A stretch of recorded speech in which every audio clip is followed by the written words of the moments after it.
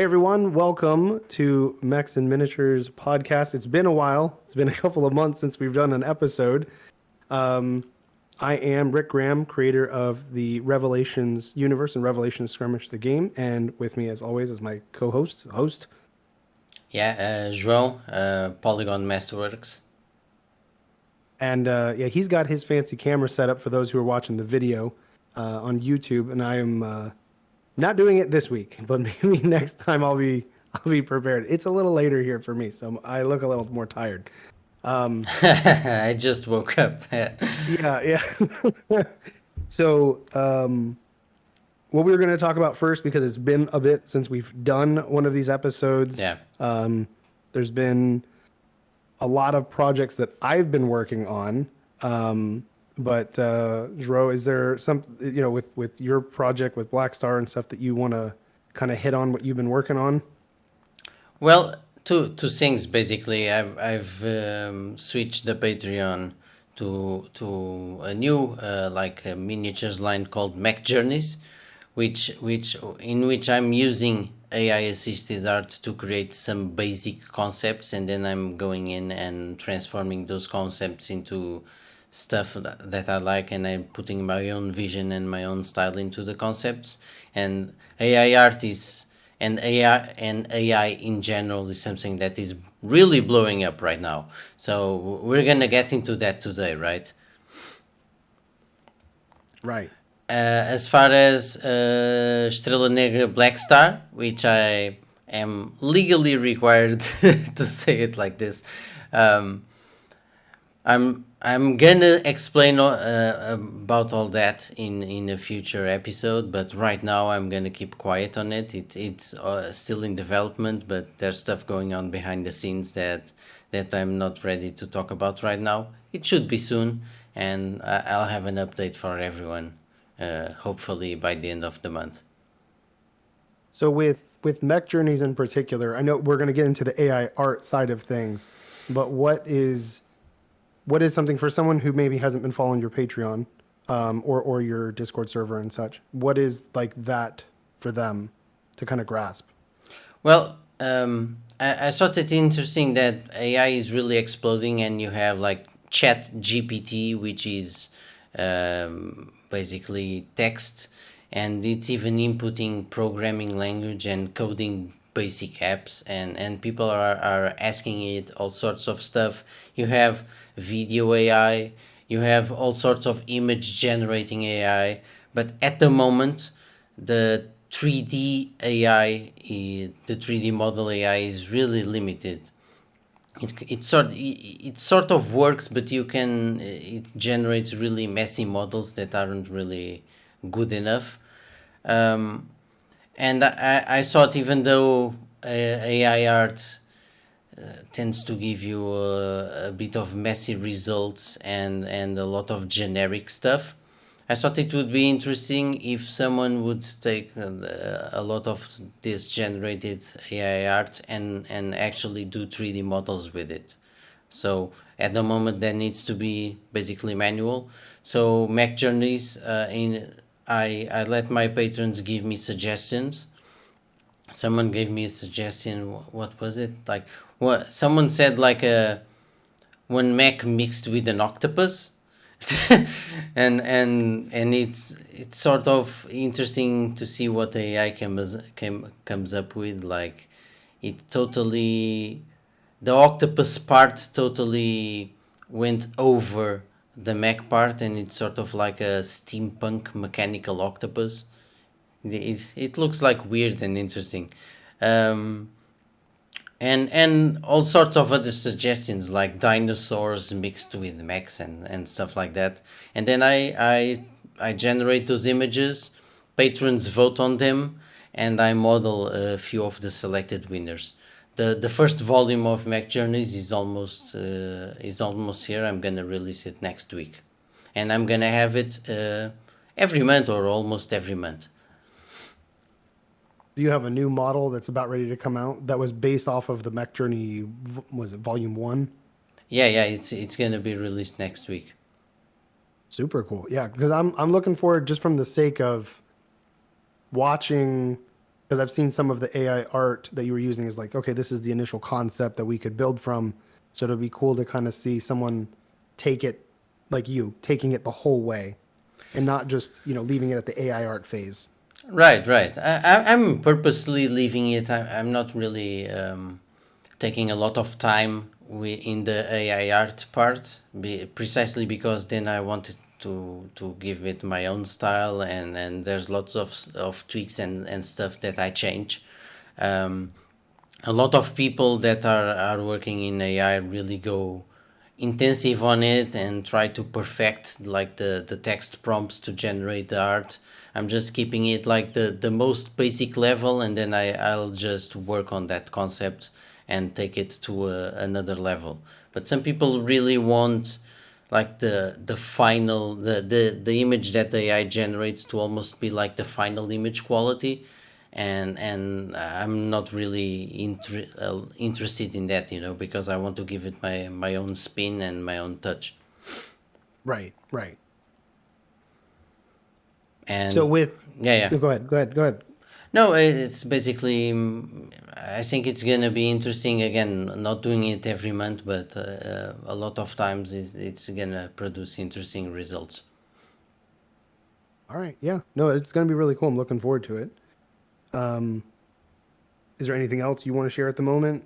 No, no, it's just actually I started. I actually remembered. I started to feature guests on the Patreon. So one thing that a lot of bigger patrons do is having like free gifts for their patrons, which are usually other artists or other patrons that put one model for like a month there in order to get exposure. So the the host patron gets a few additional models for their patrons, and the guests get more exposure. I was actually a guest in Maker's Cult last year, and I decided to like give. It would be a cool idea for community outreach to help other people out if I used my Patreon to basically have guests. The first guest has just come out. It's the Razor Mech by Sir Mortimer Bombito.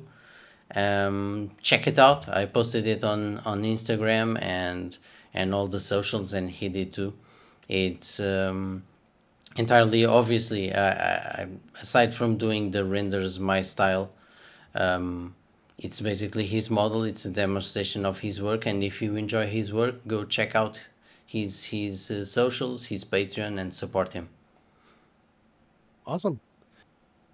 Um, so with Revelations, I have been very busy.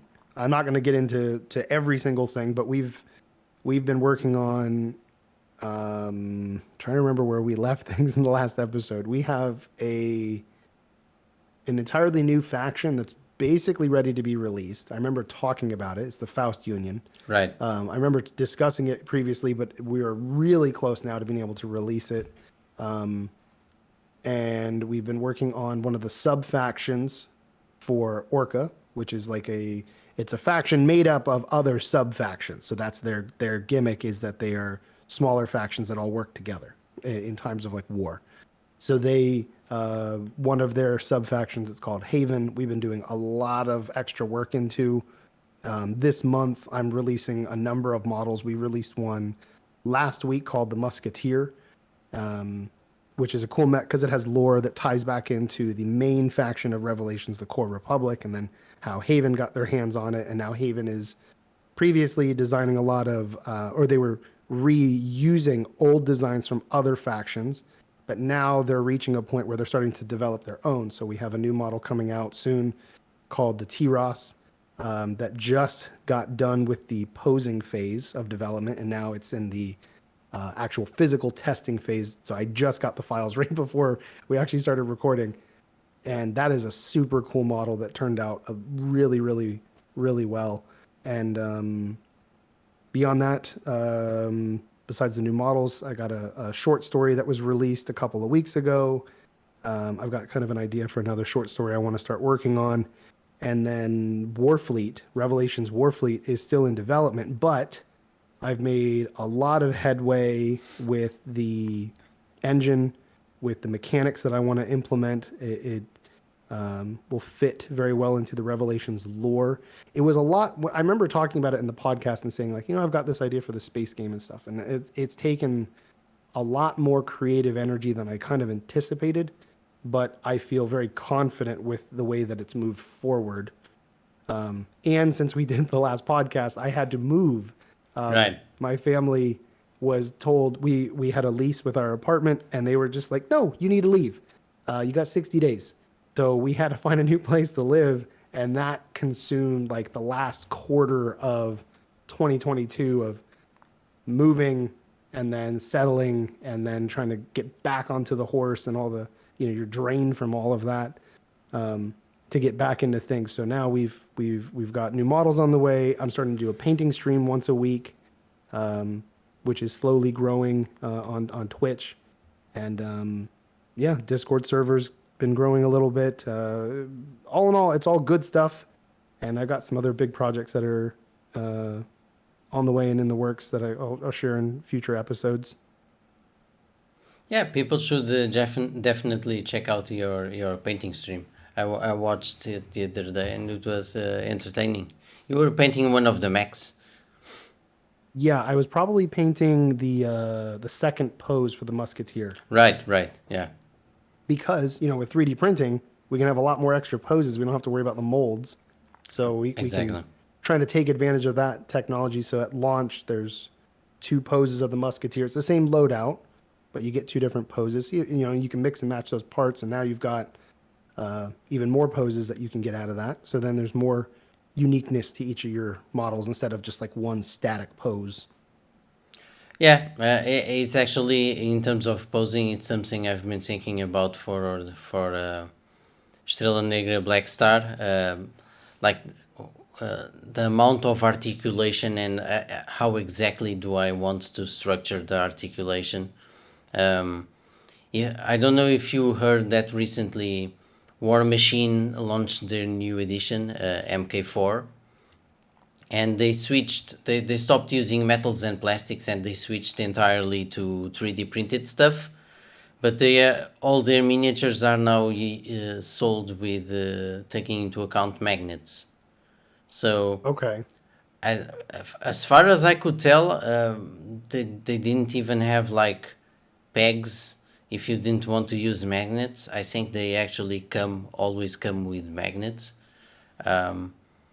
which I'm not sure. I like magnetization, but I'm not sure. There's a lot of people that don't use it or don't like it. So, and then what am I gonna do? Am I gonna like offer a version with pegs for articulation and another version with magnets and another version with like another type of system, open lock or something like that, and then at a certain point you have all these different versions of your 3D models. Each of them needs to be obviously executed and print tested, and then if you need to change something you need to change it in all of the SKUs.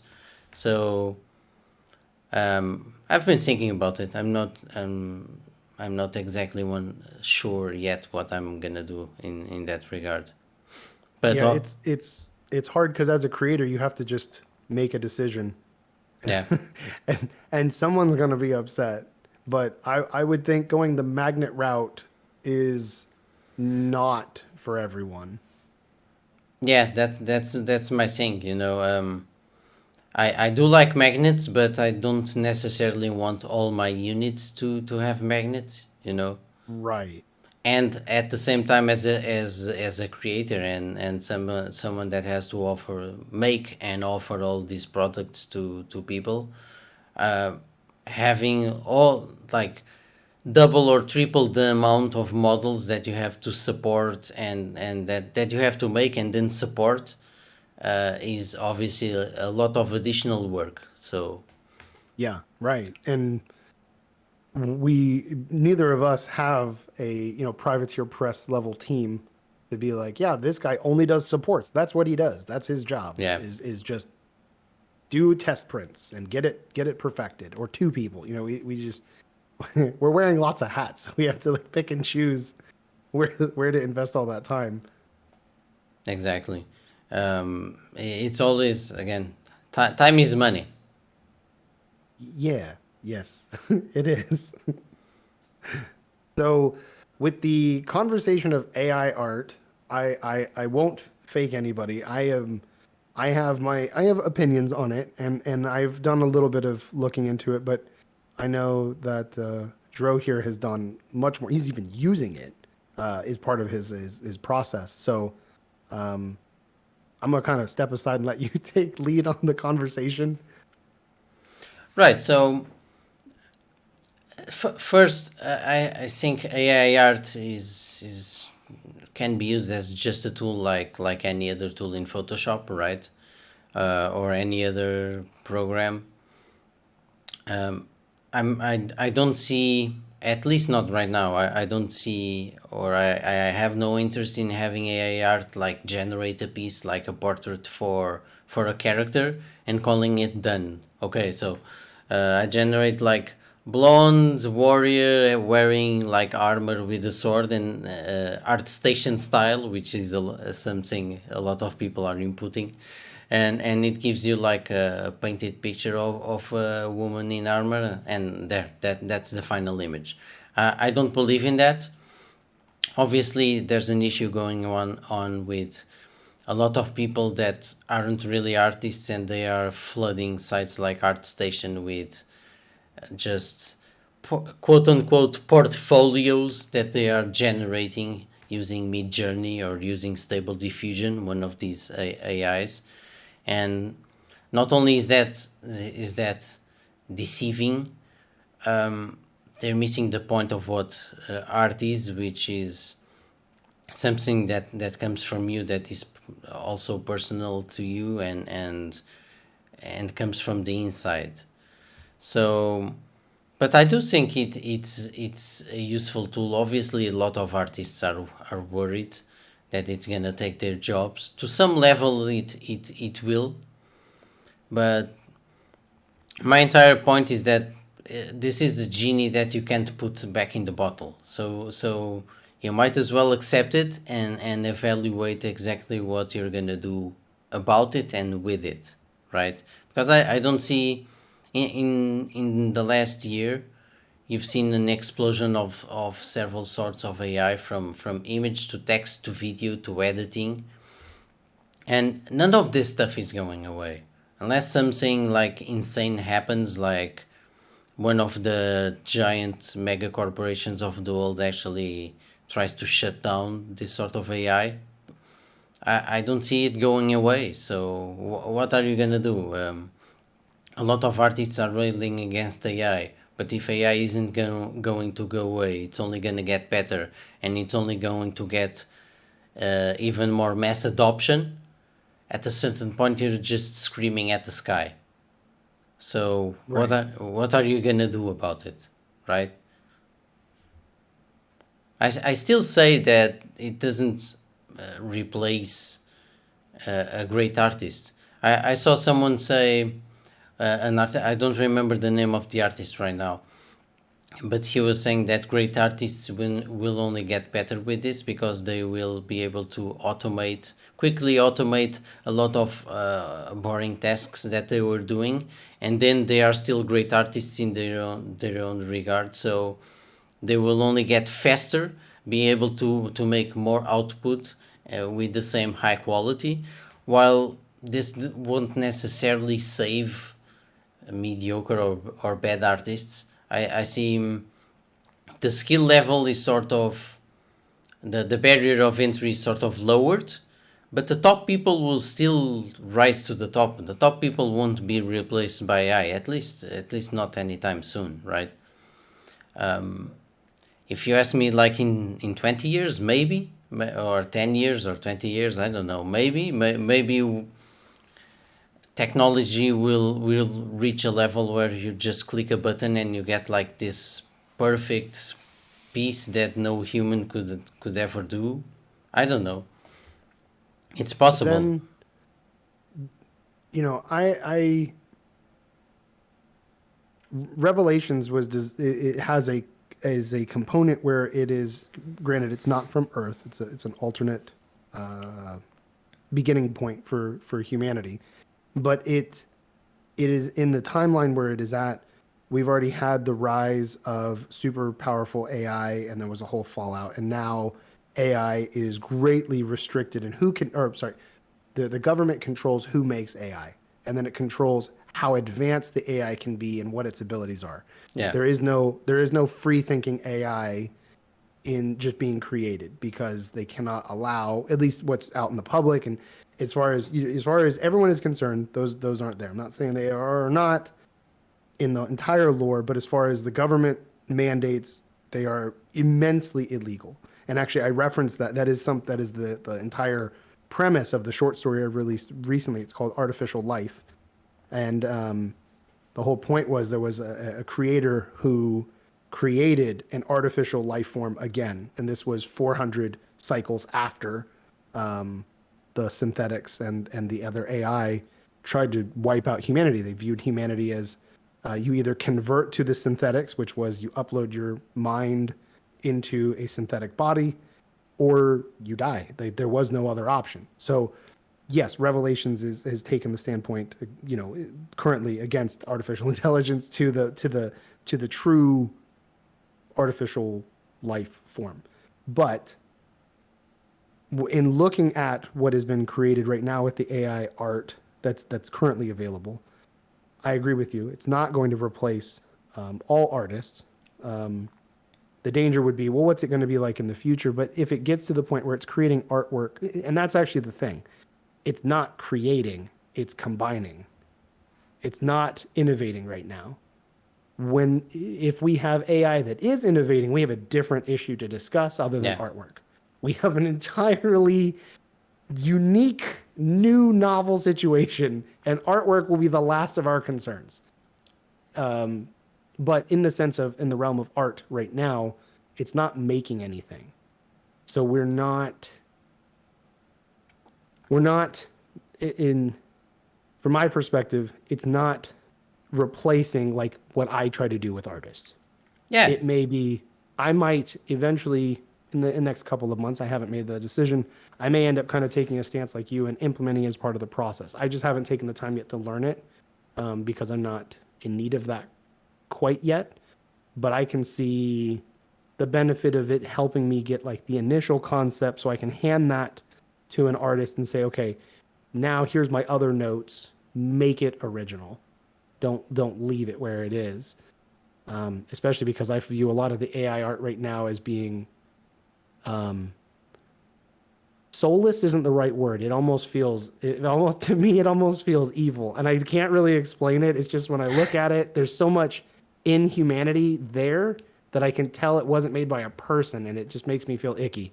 And I think if it ends up getting to the point of being perfect, it'll also feel wrong because now it's gone so far in the other direction that we know a person couldn't make it. It's like it's a weird offset. Like it's so perfect that it's inhuman because it was so perfect. Yeah, well, I mentioned like better than a human could do it.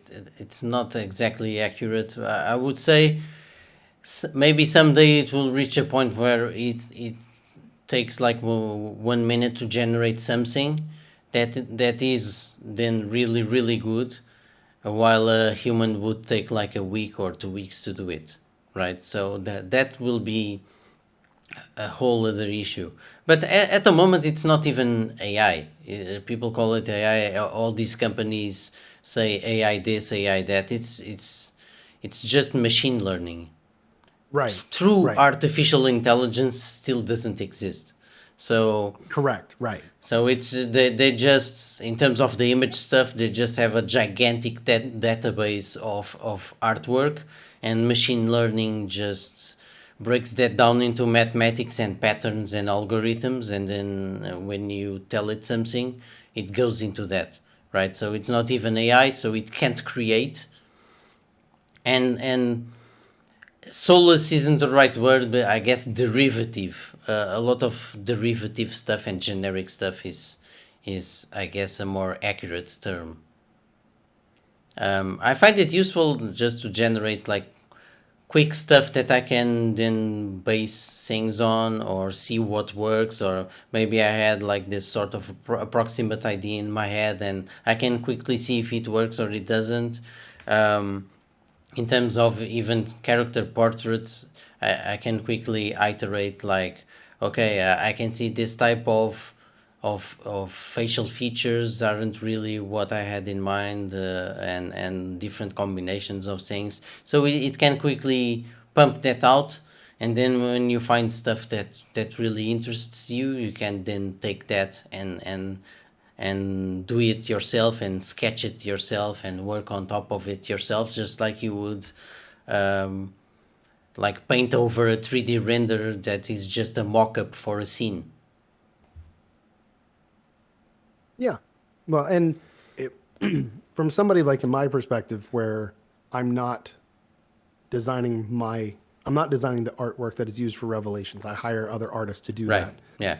But I've had to spend several years learning how to sit down and say, okay, this is the way I want the character to look. This is the way I want the mech to look, and then try to go find example images and then come up with new notes of things that I've never even seen sometimes, or new combinations I've never seen, because I'm not trying to copy anybody, but sometimes you use something as a point of inspiration, which is what the AI is doing.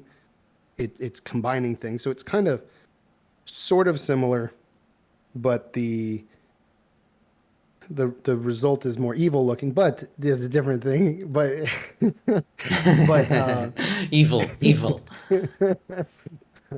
but the it gives you that starting point. So can certain concept artists be missing out on some work?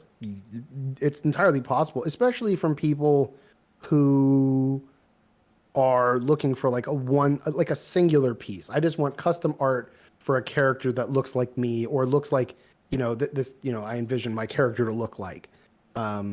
Those people might not be going to Fiverr or websites like that now Yeah. in as much of abundance. But people like me who are looking for, okay, I might need 10 different characters created, and I want them all to be wearing the same piece of armor or the same jumpsuit or something like that. Like, I can't use an AI to generate all of those things. I can't trust it to, keep it all the same. So I need to hire a human, right? And And there's and I don't. even and Go ahead. there's even like specific things that you want to see in a scene, and composition. AI is just like imagine a scene with stormtroopers coming out of a shuttle or something like that. Maybe you don't have a lot of control. Even when AI gets consistent enough that you get like you can have the stormtrooper armor exactly like it's supposed to be in the entire scene. The AI isn't going to give you the exact image composition that you have in your mind that you require. So you're making a lot of compromises, but working with an actual artist, Right. he can develop the image that you have in your mind. At least mostly.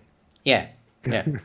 Obviously, But in your case, you're having your whatever is on your mind filtered through that artist. In my case, it right, comes directly for me. right, right. Which is, and for most people, they're going to fall into the same camp as me. But I know one of the things that I've seen as a concern from artists, and I could see this affecting me in part. I could some of my mechs or my tanks, or all these different designs that I've created. They're out there, they're posted, they're not hidden. That there could be somebody generating artwork based off of one of my mechs, right? Like my mech could be part of the conglomerate that created this new monstrosity, and I wouldn't know about it. But I wouldn't know about it anyway, right? Like I wouldn't know if someone used, unless it's really close to looking like my Sierra or a Hydra or something else that I've designed. Yeah. I wouldn't know that someone used um, one of my mechs as like the beginning of their inspiration, and I couldn't stop them anyway from doing that. And Right? and an There's nothing I could do about that. and an interesting issue. A lot of people and a lot of artists are saying like it's using stolen art and it's stolen results, and stealing is like it's too strong a word, because stealing Right. implies that you had one thing and then someone took that thing from you and you no longer have that thing. So it's not really stealing. Or it's And at least it's generating revenue off of off of something you own. So like I took it from you and I'm selling it now. right, but it's not, again, it's also not entirely the stuff that you are selling. Right. And someone made the argument that um, let's say the AI database that they are using is 100,000 images, right? And you as an artist, or let's say me, I don't like that it's using some of my images, so I request that they pull the images.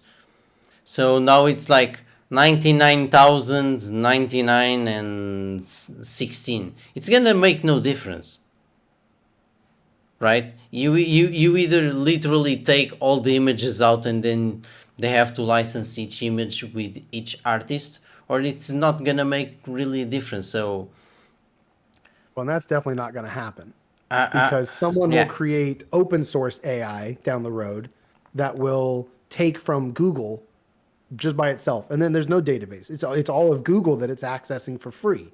And then what are you right. going to do? Well, There's Google nothing, you can't stop that. Google has that stuff internally. It's just that so far I would the just mean more accessible to the average person. right. Like once that gets out, that's out. That's it. It's over. But In terms of being able to put it back, like you said, put it back in the bottle. It's done. That's it's now a part of life.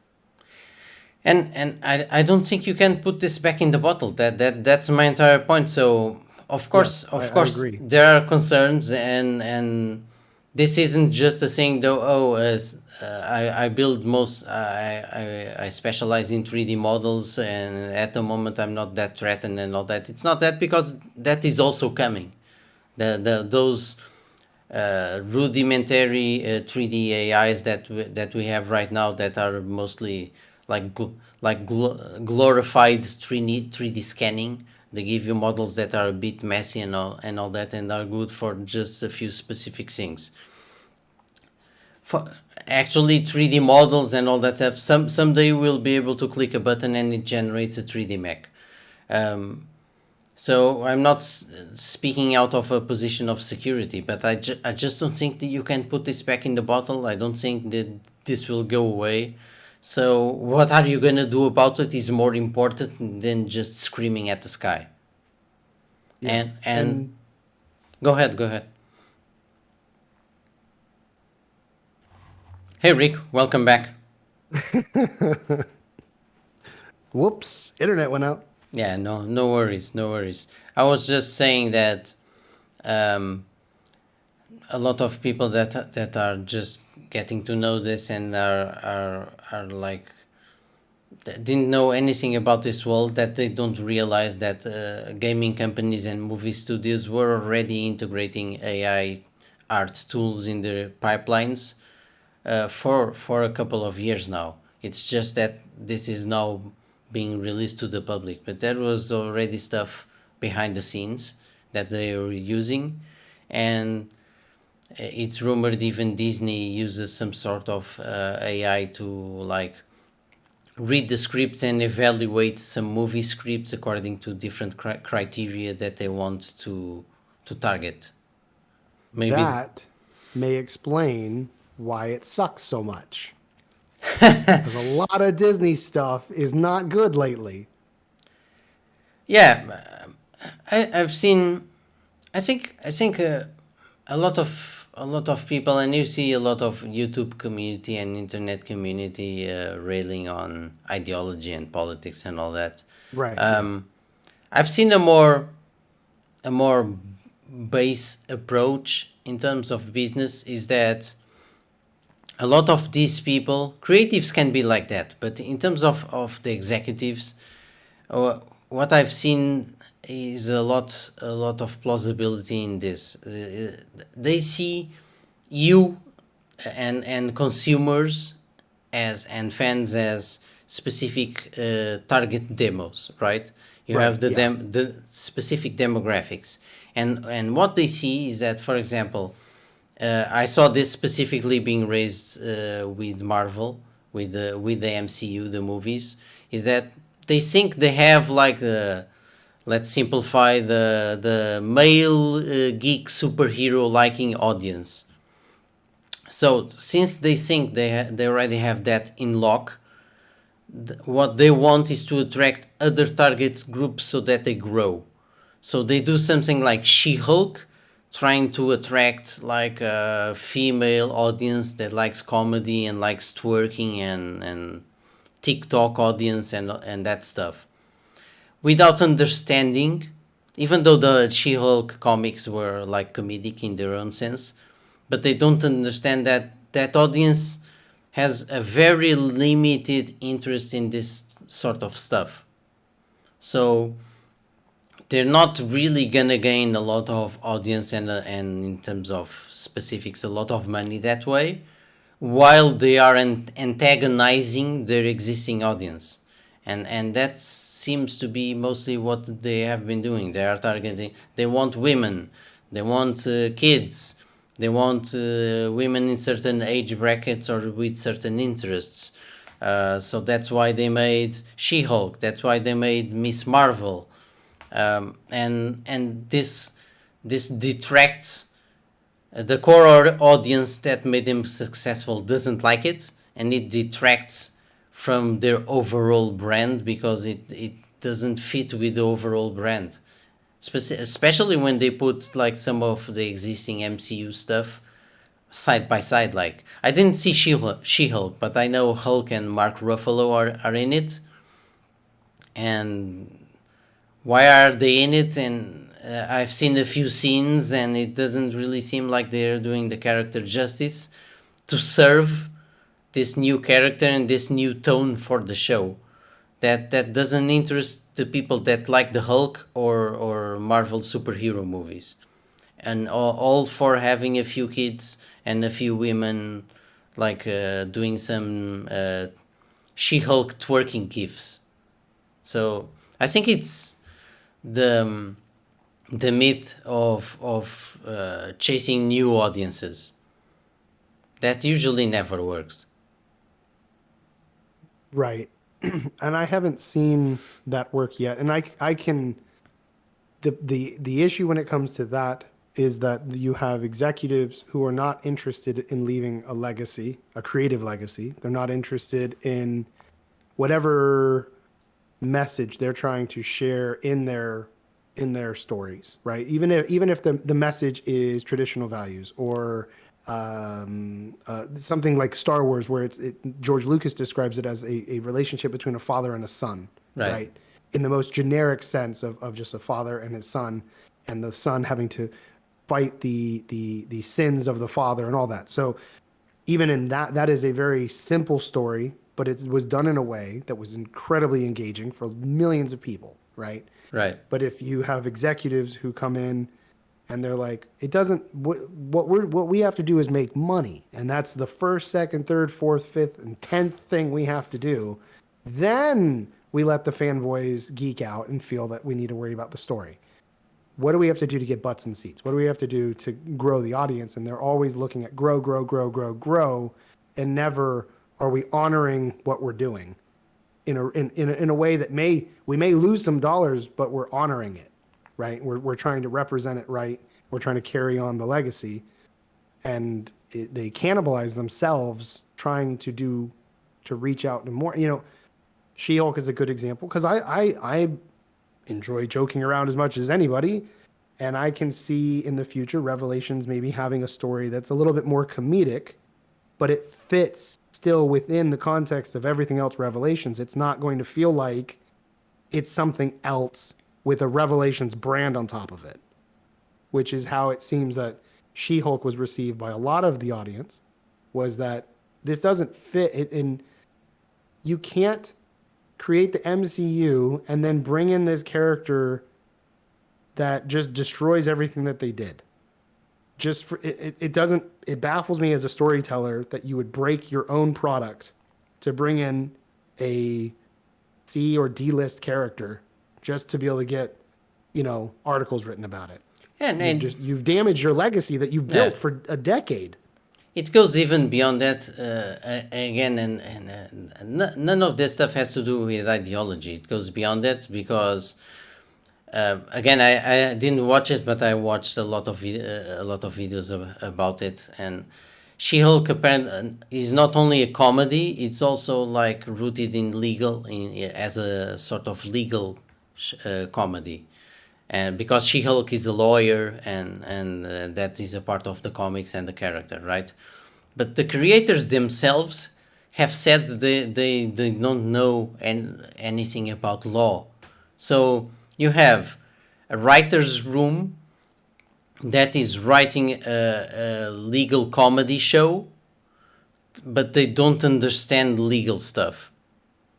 So you have a huge problem right there, but they don't see it, and I guess because they think this is let's make money and it doesn't matter, and the Marvel name itself just sells, and we think twerking and inviting a rapper or a singer or whatever it is to have She-Hulk twerk with her and have some one-liners is enough to hide the fact that none of these courtroom scenes make any sense.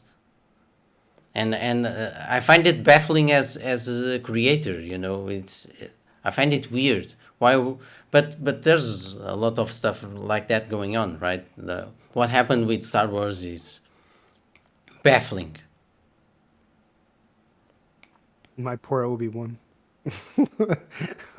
No, why would you, Oh, why would you take one of the most valuable sci-fi franchises in the world and develop a sequel trilogy, okay, and have no plan for the trilogy and no control over like what someone else that comes in does with the middle movie? Because it's on the record that they just let the Ryan Johnson, the director of The Last Jedi, the middle movie, just throw out that they didn't have a big plan for the trilogy. They just have like a rough outline right. from J.J. Abrams, which directed the first one, about some of the characters would go, but just a rough outline. They didn't really know much, and then they just let the second director just throw all of that out and leave them in an untenable position for the third movie. So much so that I can't even blame J.J. Abrams for the third movie. Ryan Johnson left him nothing to work with. So how does $1 billion corporation make this mistake? Who in their right mind makes this mistake? I've been like developing like Estrela Negra Black Star for years because precisely because I'm thinking about every aspect and possible future expansion and where I want characters to go and where I want the world to go and even future product expansions and all that. And this is $1 billion corporation with people paid in the millions of dollars, and no one is thinking about all this. I don't understand it. Right. But, I could absolutely, after watching all the way through the Obi-Wan show and the Book of Boba Fett, I could 100% believe if someone had proof that they used AI to begin maybe even the first draft of both those stories because they're so freaking bad. They break both characters. I and those two were like my two favorite Star Wars characters. And I felt like both of them did not have a story written by someone who understands those characters. There are parts of it where I can say, look, there is Obi-Wan, there is Boba Fett. So I know that someone went in and changed it. I'm not making the accusation that AI wrote the entire script, but I could see how that or is just the laziest of writers because it wasn't those characters. It makes no sense. Yeah, and that's been increasingly a problem with the media that takes these established franchises. In a way, Marvel are a victim of their own success because and they've always modernized the characters, right? If you are a fan of comics, you know that Iron Man wasn't exactly the type of persona that Robert Downey Jr. is playing, and Captain America has been modernized, and that's fine because you have to modernize some stuff over stories that were written in the 60s and the 70s and the 80s. Right, right. In fact, the the the MCU and the whole Avengers thing is at least half based in the Ultimates, which was in itself already like a modern version of the Avengers done in the early 2000s. So Right. it takes a bit of the classic Marvel, it takes a bit of the Ultimate Universe Marvel that was more modern and reinvented that stuff. But they sort of Marvel became really successful because they had developed this formula, right? And people were even criticizing it that the formula was too cookie cutter and didn't leave a lot of room for creativity, but it worked. So now to search, I'm gonna put ideology on the side because that's individual writers and stuff. To search for newer market opportunities, not only are they throwing under the bus the original fiction of the characters they are using and the characters themselves, they are throwing under the bus the original Marvel formula that made them successful. So it doesn't make sense, but in that sense, they are victims of their own success because even though it was like a sort of a formula that was going stale, that is still what people would liked to see. They probably like to see a She-Hulk show that still has some comedy to it, but was more of a traditional superhero show and not like a female-centric sitcom. Well, and you would want one if, I would like, I know some people are like, oh, I have superhero movie fatigue or I have Star Wars fatigue. Myself, as a pretty strong Star Wars fan, not of everything that they've created, but of the universe itself, I would love to see more, right? I don't get fatigue. Like if I am completely fine, like I'm still watching Andor. My wife and I are going through that series and we're still watching it. And I am completely content with that show that when I finish it, I'll finish it. Like I don't have to watch it immediately as soon as it hits. Like Right. I can just wait until I feel like I want to. And it would be the same with all the rest of the Marvel stuff. I've watched one of their shows, but the other ones, they just don't interest me because the characters or I know enough about what happens in the story that I just avoid it. And it's not because I just want it to be exactly set for my demographic. It's more of when I start to hear that you're not honoring previous characters, then I'm not as interested because now you're desecrating your own lineage, and in this case Marvel damaging itself to prop up the new character.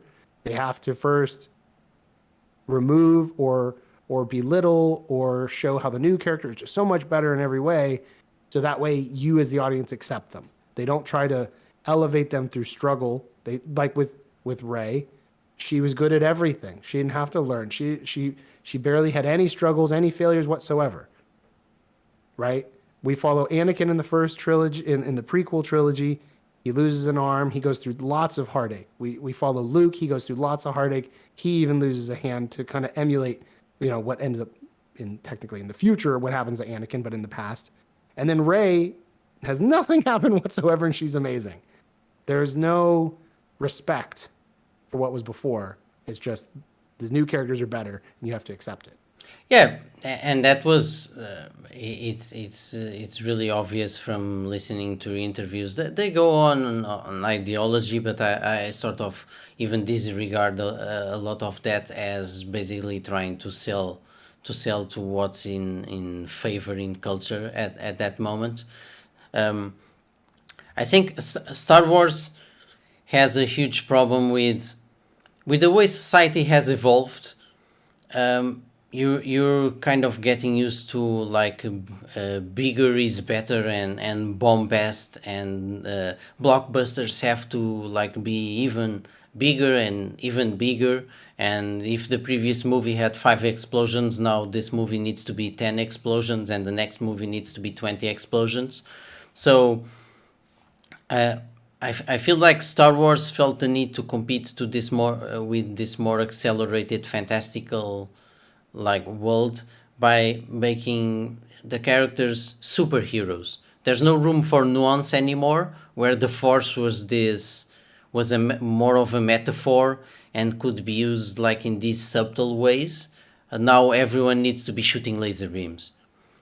In that sense, Rey is a Mary Sue, not because of ideology or being female, but because they wanted a character that could do awesome stuff on screen, and they didn't have the time or the inclination to justify it.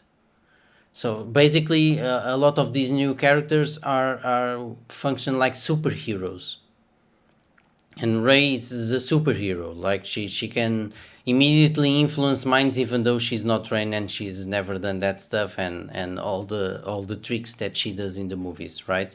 And the frustrating part is that I actually could connect to Rey in that first movie, to what J.J. Abrams did with her and the acting from Daisy Ridley, where I really felt sorry for her. She did have some hardship. She was abandoned in the desert slaver planet most of her life, and you can see in like the some of the flashback scenes that she was really traumatized by all that. The problem is that they that was the emotional core of the character and should have been an emotional core of the trilogy, and they threw it all away in order for her to act like a superhero and nothing matters, and we have a story to tell and we don't care how we tell it, and we don't care about consistency. The real issue I found there, and I liked Finn in the first movie as well. The story of like this stormtrooper that breaks the mental conditioning, and what's his place in the world. But they threw it all away. He starts each movie. It's sort of like they reset his personal development. He becomes in one movie he earns to be courageous and stand up for what he believes, and then the next movie the movie starts and he's a coward again, and he goes through that process the entire movie again, and then in the next movie they reset it again, and it really didn't make any sense. That was the real tragedy. Despite all the flaws, I did connect with the characters from episode 7, but they threw all of that away. I am one of the few people that I'm aware of that actually did not like episode 7 from the moment I saw it. Right. Because I didn't feel like those characters were developed. I didn't feel like they it to me it wasn't it was a rehash. It wasn't original. I'm not saying it was great. Disrespectful. No. It was just in that I was already feeling disrespected as a fan because they weren't making something, and they also did not respect what came before. Right. So I was, and it wasn't as formulated as an opinion. That took a little bit more time. But I mean, from the moment I was watching it, I was already like, I don't care about this. Media since there's a lot of things that I've seen that I start to notice certain trends quicker, and I'm like, oh, this is what they're doing, and I'm not as big of a fan. But then there's other things like Dune that super impressed me. I haven't seen the second Avatar yet. Yeah. I am looking forward to seeing that. If nothing else, just to learn as another creator watching a different type of universe that doesn't have 10 billion resources in the Right. sense of there's just 2 avatars. That's it.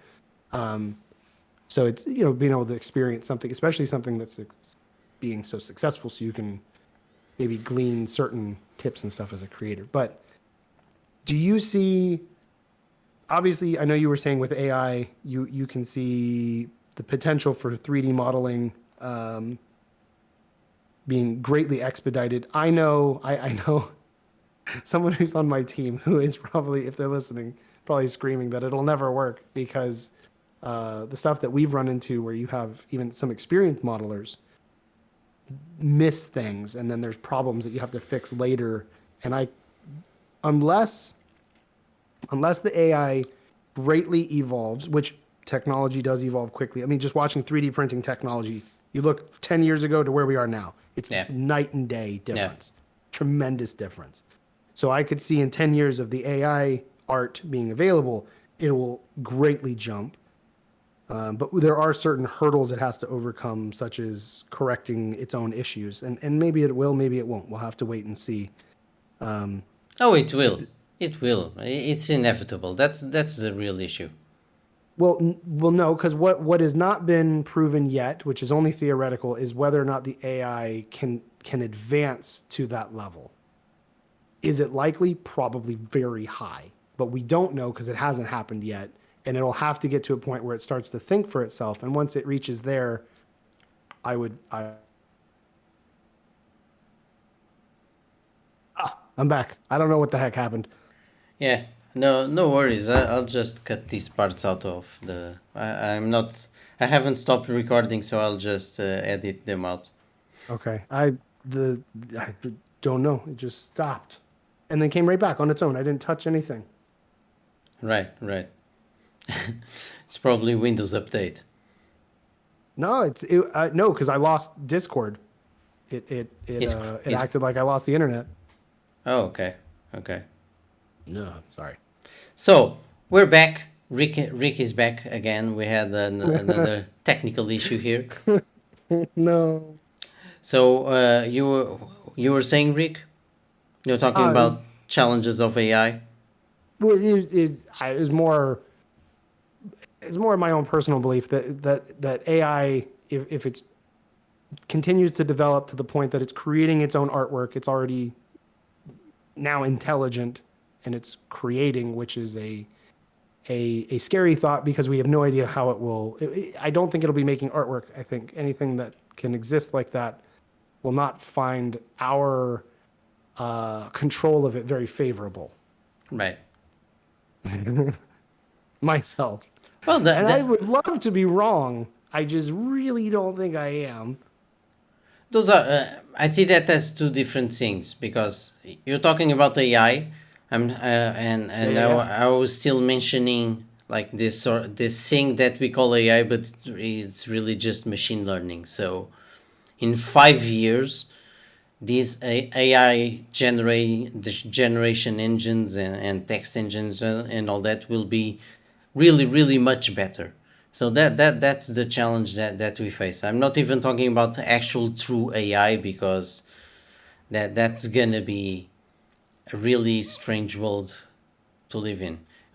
When AI is even machine learning, when machine learning is better than humans at a lot of different tasks, where does that leave hundreds of millions of people or even billions of people?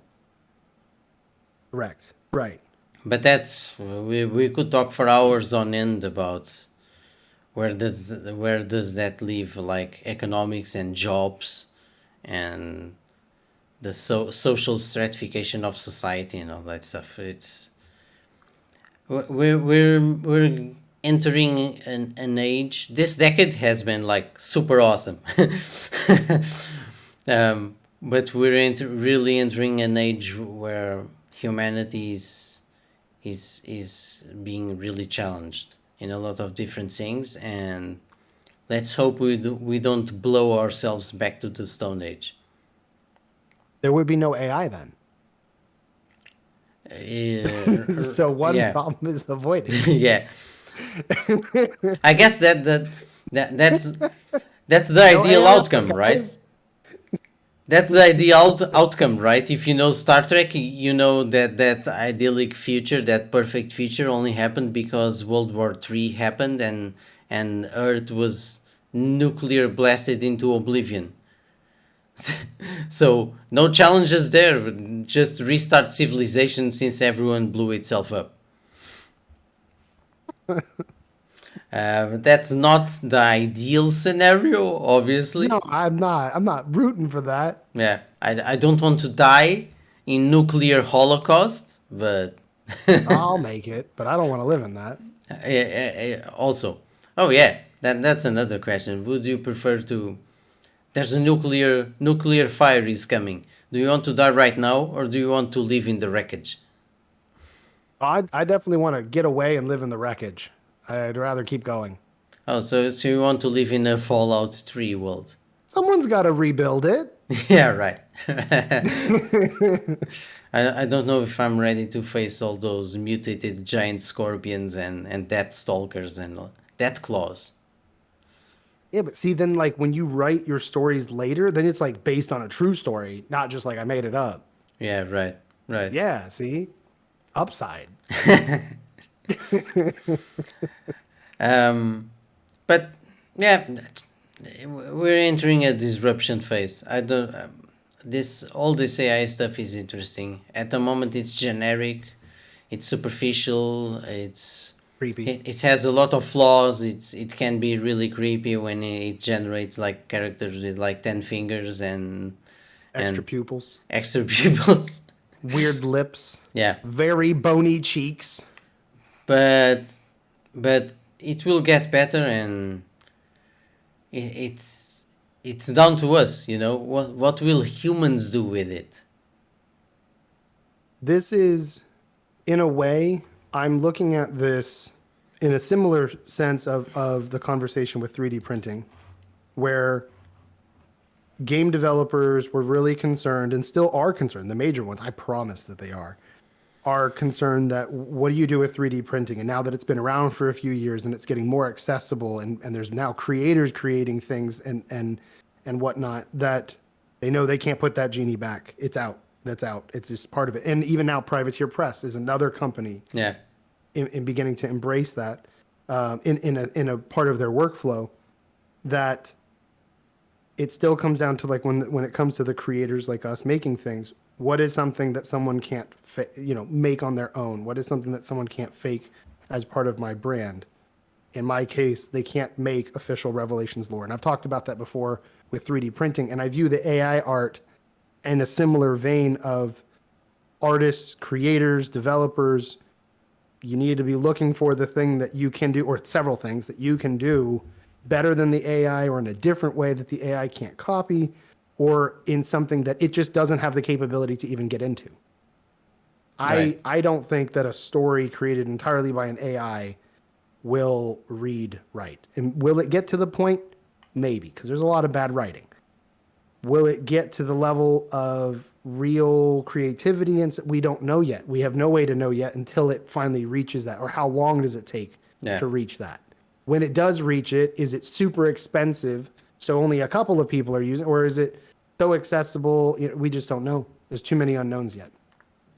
I think for creators that are concerned about this stuff, again, like you said, play to your strengths and see what is the unique thing that you can offer, and that can't easily be replaced by AI. And in terms of in the position we are both on, like you said, I think a big strength is the IPs. Like Right. if someone likes an AI won't easily replicate a Star Wars or a Warhammer 40k or something like that. So if you manage to create a solid game universe or a solid like book universe, whatever it is, but your own IP that has fans and some strength in the market, then you have a basis to be able to actually do work and maybe and survive all this chaos going around. If you're just doing generic stuff, then yeah, it's going to be difficult. You need to have basically something that is unique, and creating an IP, or an IP either tied to a game or tied to novels or comics, whatever it is a way for you to have like your own thing that AI can't really replace. People will still like Space Marines, so Games Workshop has that strength there, and the fiction and the emperor and the warp and all that stuff, and no amount of AI will be able to replace the fact that people love Warhammer 40k, for example. Right. That is very true. And I would echo that. And as a side note, if there is someone, modeler, illustrator, specifically illustrators or concept artists or something, you're looking for work, you could reach out to, we were looking for some help, the human help. So, you know, we'll pass it along. You reach out to us on social media. We have fingers out in all kinds of Discord server, Facebook. Just look for Revelation Skirmish. But not 8 fingers, not 8 fingers in one hand. No, just gross. 5. It's Yeah, gross. It's icky. just 5. But yeah, it's been actually a struggle, because through all the case in the world and all the unemployment and this AI stuff, like 99% of the artists that I try to hire aren't available. They're all busy. And that might be because I'm going targeting specific people with specific talents, but it's actually interesting to see at this. Obviously, it's a good thing that people are busy and finding employment, but Oh, right. Right. it's been a search. It's been a search. Oh yeah, no, and every time we have to, like, recently I'm now in a position where I have to look for a new illustrator, and I've done this several times. The most recent guy, he had private things come up. I don't want to Yeah. say nothing that he had to deal with, and that's why he had to step out. Totally get it, not upset, no ill will or nothing, but I'm now back in the position of I got to go find someone who can do things at a point that I like, that can, you know, take notes well, and the budget works, and, you know, timelines will work and all that. So, and it's as much as as much as I have gone out there to try to find people to hire, and there's people out there saying we're going to lose work to AI. I'm like, well, I'm over here looking for assistance if Yeah. anyone's looking for work, you know. And so and I know that there's other smaller creators that are doing the same thing, that are trying to find people, and you know, building your portfolio, being able to work with someone who's willing to, they may not have the biggest budget, but they're willing to take you when you're not as experienced, is a tremendously big thing for both parties. So, Yeah. you know, not everyone can work for these big developers, and the top percent of artists that are probably going to lose work is probably a very small number until it greatly advances, and then we're in a different conversation. But even then, like, unless it's creating original stuff, it's still not 100% what every creator wants, right? Like, someone like me, I need someone to make something very specific. I can't ask the AI art. I don't even think I could do that in a couple of years. It won't be able to take notes well enough. You know what I mean? Like the critique of individual small things. It can't do that. Right. That is still a while away, but at a very surface base level, there's something there, but it's going to need to really develop and accelerate, and let's see what happens. But I still have faith in artists, and for Estrela Negra Black Star, I'm still, you know, hiring people. I'm just using AI to generate, like, to see, like I said before, to see stuff that I like and I dislike, and really early on really iterate on a lot of stuff and decide exactly directions that I want to pursue. But all the actual art is being done by me and by other artists. None of the mechs have been designed by AI, specifically because it's already too late for that. You know, me and other artists were already designing mechs before this whole AI craze. So it's gonna be interesting, but we're still a ways off from more serious issues that we have to consider anyway. Right. And I think if there's anything to take away, if you are an artist out there, it's like what I was just saying. Learn something that it's not doing, or just get really good. Like, keep practice. Yeah. Don't give up because you think the AI is going to replace you. I just don't see that in the next couple of years. if it makes tremendous advancements, nobody can plan for the way that the world will be with that. None Yeah. of us. Yeah. So we can't.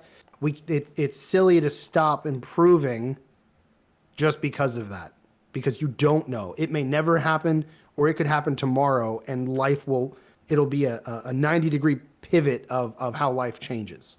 Because it And won't only be in art, it'll be in other things too. everything. It will be in everything in society. But I like the analogy that you made with 3D printing, because 3D printing is something that is awesome and has really come a long way and has a lot of quality now. But you still have most people that don't want the hassle or the bother or the costs of the whole 3D printing aspect. They still just prefer to order something already printed from a website, or buy an injection molded miniature from a website, or a resin cast miniature from a website. So a lot of people were concerned with 3D printing, and obviously 3D printing is here to stay, and it will only grow. But the reality is, most of the 3D printing has great quality, but most of the market is still just interested in, I want this playing piece, and I want to buy it and it's ready to play, or close to it. They don't want to be bothered with having like a printer and then resin and then cleanup supplies and then taking care of all that process. They just want to buy the miniature. Right. And that's most people. That's most people. So AI, Right. don't underestimate the human desire to socialize and to deal with other humans. Maybe AI art will really improve a lot, but people will still like to work with other people for things. Or the AI art, because we don't know yet, maybe it just doesn't have that touch to get the full finished that only a human can do. Because if we don't figure out a way to advance it, without it being fully alive and being Yeah. able to free think, it may run into a wall and like that's it. That's as far as it can go for a long time, or at least long enough that it matters for anybody listening right now. There's And a and yeah. we just don't know how that's going to advance. So there's no reason. I know a lot of people, a lot of artists are probably, they rightfully have a reason to be concerned, but step back, calm down, and think about it. And it's probably not going to happen tomorrow. So we still have time to learn other skills or brand ourselves to be able to put ourselves out there for our audience to find us and fall in love with us and follow us, and like that. And continuing marketing will still be a big component of this, getting in front of people to know that you exist. Yeah. Yeah, it's the major hurdle, right? Getting discovered, putting eyeballs on your stuff. Yes. The least fun part. Why doesn't the AI do that? I'm pretty sure. Well, people are using ChatGPT to generate like copywriting and marketing and stuff like that. But you already had like bots that went around the Twitters and the Instagrams and kind of boosted your stuff. But it's artificial, because then you need engagement. You have like Exactly. a Big hun- numbers mean yeah, nothing if you yeah, have no engagement. 100,000 followers, and then you only have like 500 likes on a post. Like, so it doesn't matter if you have 100,000 followers. What you really want is engagement with your stuff, and a Yeah, high actually, and a high real comment. percentage of engagement. Right. And that's still the human element that Yeah. of people actually engaging with it, which, so it's an interesting conversation. If we come back to this in a couple of years, we may have an entirely different view. Oh yeah. But it sucks because you have the anxiousness if you're in one of those people who are concerned about this, that there's no answers right now. There's nothing that anybody can say to make you feel at peace. You just have to kind of find that. Kind of like, for a 3D modeler, do I sell my STLs? Once they're out, they're out. I can't put that back. It's one of those same kind of concerns of releasing control. and whether or not, and yet everyone has to figure out their own place of where they're comfortable. Right. Right. Yeah, that's another whole conversation, right? Particularly for us that we bet heavily on that, and you already put your stuff for your stuff is already available on Revelations. Um, do we really? What's gonna be the impact of that? Will people just share the files, or even better yet, if you don't sell the STLs, will that make and you have traction for your game? Will that just make people in the community make models of the mechs that you are selling? So you might as well have sold the STL files in the first place, Yeah, and right? that's I've thought heavily about all of it and prayed about it, and I feel good where I am. But I mean, I've had to basically accept I have to take a very guerrilla marketing approach Yeah, because I am not going to be distributed by major distributors when I'm also turning around and selling the STLs. I don't believe that they'll support that right now. I'm probably seen as a weirdo to the industry, and or as a some sort of troll or ogre, because it's like we don't want you in here because you're going to damage our profits if people like you keep doing this. but have you And have you encountered that? no, I just I we it is very easy to see that Games Workshop does not favor 3D printing. Sure. And the entities that control like BattleTech and other games, they don't support 3D printing in the full sense, and I understand why. They're protecting their IP, right? So if there's more and more creators that keep pushing 3D printing and make it more accessible, it puts pressure on them of like, when are you guys going to finally convert? When are you going to start doing this? So they're not, but then they have to lose control of their portions of the IP by making things available. I, And s- and I the think, industry isn't there yet. yeah, the industry isn't there yet, and specifically, for example, people companies like Games Workshop and Fantasy Flight, or whatever they are calling themselves this month, um, they don't need to, right? um, the real interesting thing is was War Machine MK4. The reception was really interesting because there are a lot of people that like 3D printing, but as we discussed before, there are still a lot of people that just want to buy the things and play and assemble and play with them and don't want to be bothered with anything around that.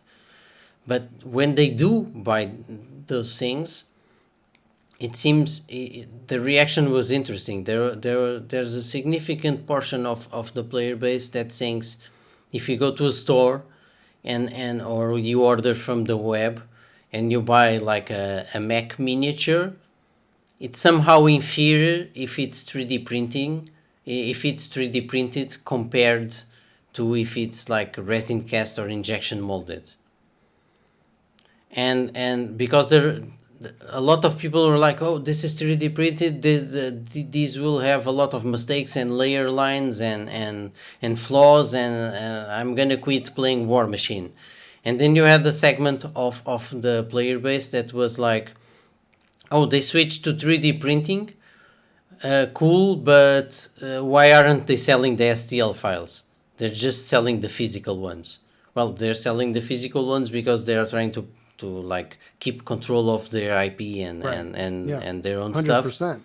But the people that are enthusiastic about 3D printing, then they wanted to 3D print this stuff themselves. They didn't want to buy 3D prints. So they kind of got left. The reaction has been really interesting because the privateer press kind of got left in this no man's land where I guess, and the other things, because it sort of appears like they really botched the announcement and the launch. The reception wasn't the best it could have been. Let's just say that. Yeah. And, well, everybody who's a smaller developer smaller creator, you always have to do things that kind of go outside of the box or outside of the industry norm in order to be seen. Because if you Yeah. do the industry norm way, you're not going to be seen because there's titans in there, people that control, they dominate the eyes. So, and that's what you need in order to get seen. You need eyes. So you have to come at it from a different angle, and pray that you're successful enough to get traction. Yeah. And lots of money. It's a really it's a huge endeavor, but also lots of money if you're gonna have like injection molded miniatures, Well, specific, you were right, especially right, right, right. especially if you manufacture them in China or something. It's we're talking about a whole other scale of money. And then if there are no eyeballs on your game and you went to all that trouble, you're screwed. Right. Yeah. I mean, even if you do get all that money, you can be screwed. Oh yeah, definitely. I've As seen ma- some horror yeah, stories on Kickstarter. as many Kickstarter companies have found out. Yeah. Right. So it's, but the AI art will be interesting to see how it evolves. I'm going to keep an eye on what you're doing because, I could see it helping in some respects, maybe in the coming months with some of the stuff I'm doing. But right now, I'm still kind of sticking with the Yeah, process that I've been using just because I've been able to get a better workflow going with it now and continue to refine it. If AI can help with that in the very initial concept phase, that's pretty much the only place I could see it helping. And then after that, I'm still hiring someone to, like you said, finish it the rest of the way or completely redo it, but use that as like strong inspiration to spring off of. yeah. Like quickly generating mood boards, see what kind of mood atmospheres for this for the specific scenes that you have in mind. It's cool to generate that stuff quickly, and then you okay. I want to take the actual piece that I have in mind that I sketched in terms of composition and that I have like a rough mock up in a render form. I want to take it. I like this mood that the AI generated. Okay, so now I'm gonna make my own piece and in sort of that mood, that ambience, and I just quickly generated some things to make that decision, But the actual art is all still being done by me and other artists. Right.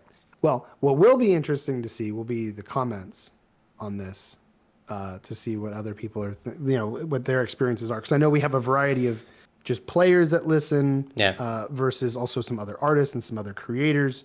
So it'll be interesting to see how the dialogue proceeds from there. Just kind of, now that it's been out for a couple of months with the AI art, and it's going to continue to advance. But to kind of see if the conversation, well, who it agrees with or whatnot.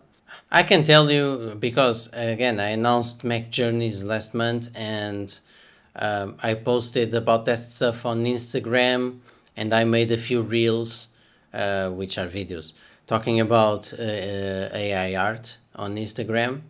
Right. And the reception, at least from Mac fans, most people are really interested in what will come out of Mac Journeys. Um, but I did see that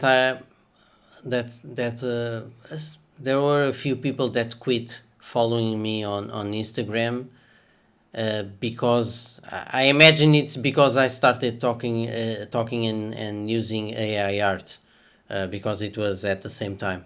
I had like I didn't lost followers because I've been gaining followers steadily, but there was like 2 weeks there where I noticed that there was an increased number of people that stopped following me. And it's easy to see that there were a few comments here and there concerned about the AI, but in terms of the actual Mac fans, they just want to see cool Macs. Yeah. I imagine that's probably the average player's view Yeah, is, I don't care. It's cool. yeah, Kind of approach, or more laid back of, well, it's just where we're starting, and then Polygon or Revelations, they'll carry it the rest of the way. It's not like I'm looking at the end and it's going to be all wibbly. And have 4 pupils. Yeah, right. They'll fix that, but they'll take it the rest of the way. But I like the like if I squint, I like the shape. Yeah, it's again, it's just another tool.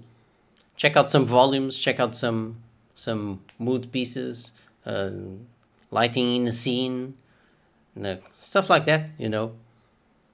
Some landscape elements, and then you use some landscape elements of a generated piece together with some photo bashing, and then you take all that and some rendered mockup, and then you take all that stuff in Photoshop and you paint over them. Again, just another tool. Yep, I agree. Yeah. So I think we pretty much covered the AI stuff, unless we start like discussing Skynet and Terminators, crushing skulls. Don't get me started. I think we pretty much covered what we wanted to say about AI. I agree. Yeah. Do you have anything else that you'd like to talk about, Rick? No, but I am not joking. If you're an illustrator and you're looking for work and you can do mechs, let me know. Yeah. Yeah.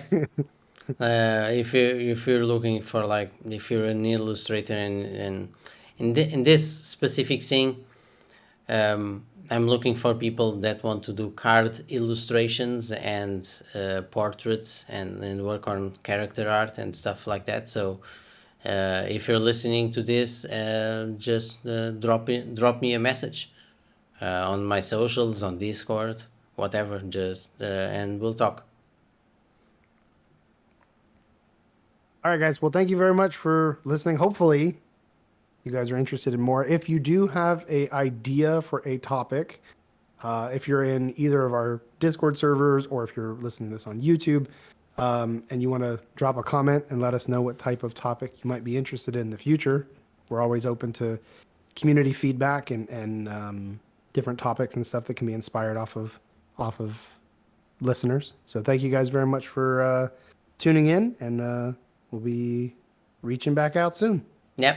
Take care, everyone, and Bye, guys. see you.